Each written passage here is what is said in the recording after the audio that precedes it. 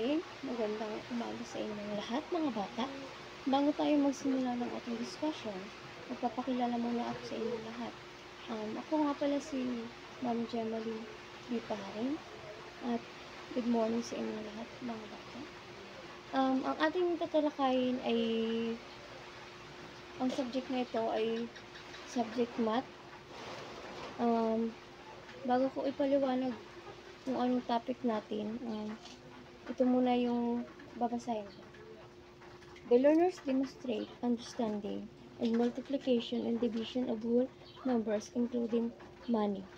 The learners is able to apply multiplication and division of whole numbers including money in mathematical problems in real life situation. Divide mentally two-digit numbers by one-digit numbers without remainder using appropriate strategy. Divided two-digit numbers by one-digit numbers without remaining. Okay? Magbalik-aral muna tayo mga bata. Ano nga yung huling tinalakay natin? Okay, magaling. Tama. Tungkol sa mga multiplication at division. Magaling. Bago tayo mag-discuss, meron ako munang papasagutan sa inyo kung nalaman at natukuyan ba ninyo kung paano mag-divide. May isang kwento dito na tungkol kay Miss Reyes. Ay, basahin muna natin. Si Miss Reyes ay may 95 na libro ng mathematics. Nais na itong ipangkat sa 5. Magkakapareho ng dami ng bilang ng aklat. Ilang aklat ang matatanggap ng bawat pangkat? Okay, na ito may mga tanong tayo dito. May 3 tanong tayo dito. Number 1, sino ang may libro sa mathematics? Okay, magaling si Mrs. Reyes. Number 2, ilang aklat ang matatanggap ng bawat pangkat? Okay, 5. Magaling. Kaya mo bang matukoy ang sagot kapag ang 95 na aklat ay pinangkat sa 5 nang hindi gumagamit ng papel at lapis? Opo, ma'am. Yes, magaling mga bata. Okay? Ito daw 95, i-divide mo daw sa 5. So, ilan ang makukuha ninyo? Sige daw, computin daw ninyo kung malalaman ninyo kung ano yung tamang sagot. Galing mga bata. Bago yan, isasabi ko sa inyo kung paano nakuha ang 19. Ganito yan. Okay. Magsosolve muna tayo.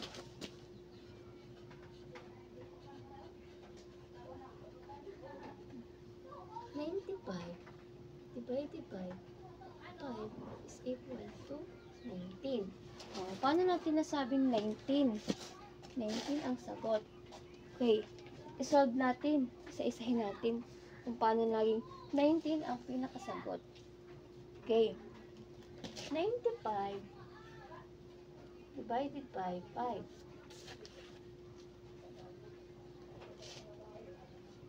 is equal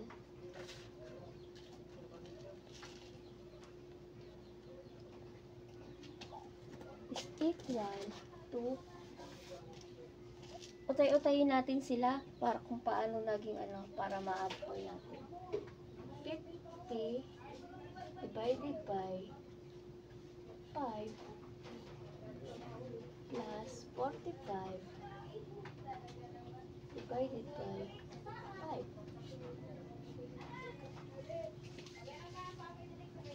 5 divided by 5 ay 50 divided by 5 is equal to 10. Tapos, ibaba mo na lang yung plus. 45 divided by 5 is equal to 9. So, ipag-add na lang natin yung dalawa, 10 at 9. 10 plus 9 is equal to 19. Okay, magaling mga bata. Kaya, the answer sa 95 divided by 5 is 19. Okay. Para malaman natin kung bakit natin nakuha, utay-utay natin. Halimbawa, in 95 times 2 is equal to 180. Yung 5 is equal to 10.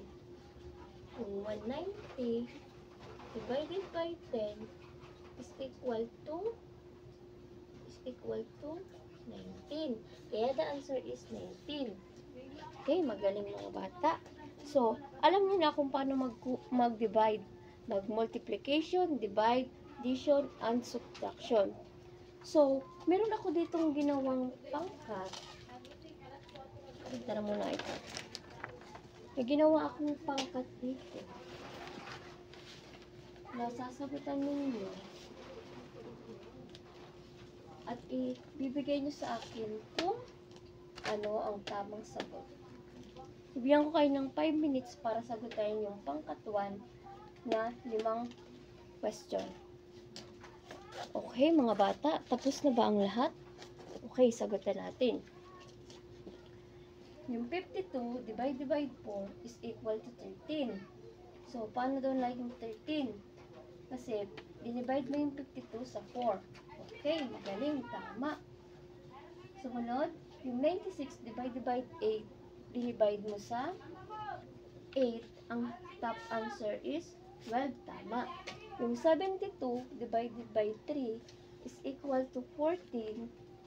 Okay, tama, galing. Yung number 4 naman, 63 divided by 7 is equal to 17, tama. Yung number 5, 85 divided by 7 is equal to 9. Kaya ang sagot is 9. Okay, magaling. Mga bata, sino ang naka-high score? Okay, magaling. May naka-1 ba? 0? Ay, wala. Kasi madali lang naman yan kung iisa-isahin mo ang bawat numbers para makuha mo ang tamang sagot.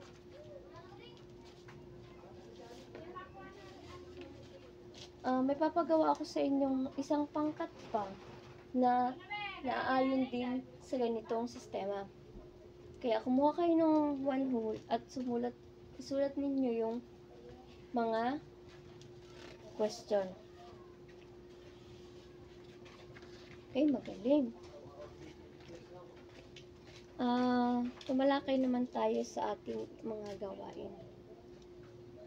Meron ako ditong katanungan, babasahin ko. Tapos, isabi niyo kung ano yung tamang sagot. Okay.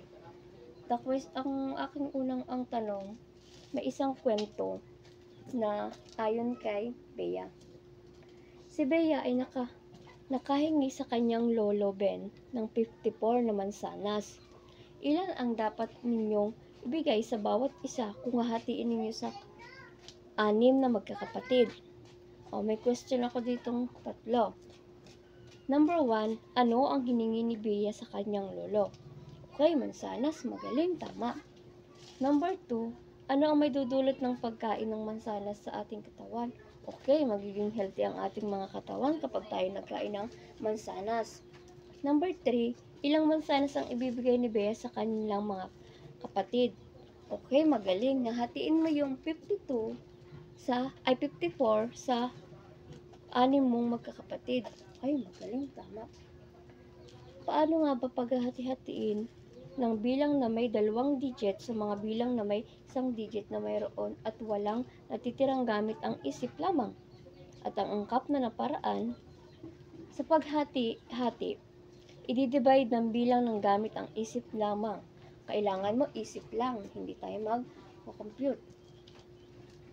I-rename ang divided sa pamamaraang kabuuan ng 2 bilang o sum of 2 numbers na kung saan ang unang bilang ay multiplication na ang 10 upang mabilis mahati ang division.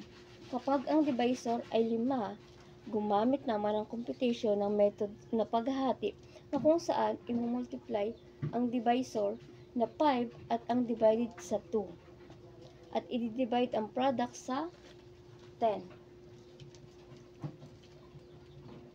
Okay. May question ulit dito na basahin at unawain ng bawat sitwasyon. Isulat ang titik sa tamang sagot sa iyong sagutang papel. Okay? Sagutan natin ito sa 1/4 na paper. Number 1. May 48 na piraso ng chocolate na ipinamigay sa class.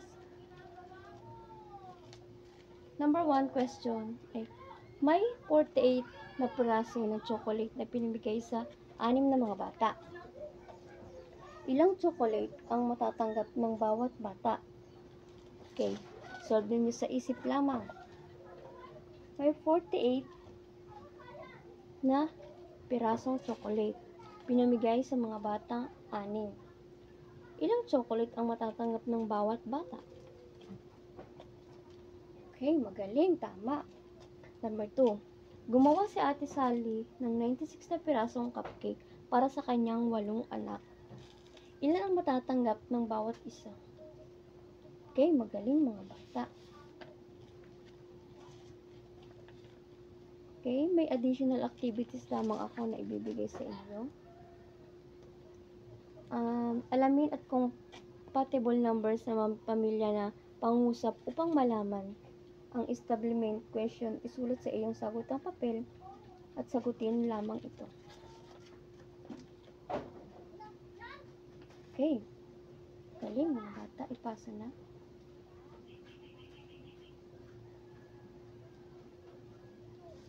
May dadagdag lang ako about sa inyong reflection. Gagawin kayong reflection. Dito nyo nakikita yung reflection. Okay, magaling. Yung assignment, bukas ipapasa. See you tomorrow, guys. Class, goodbye. Thank you.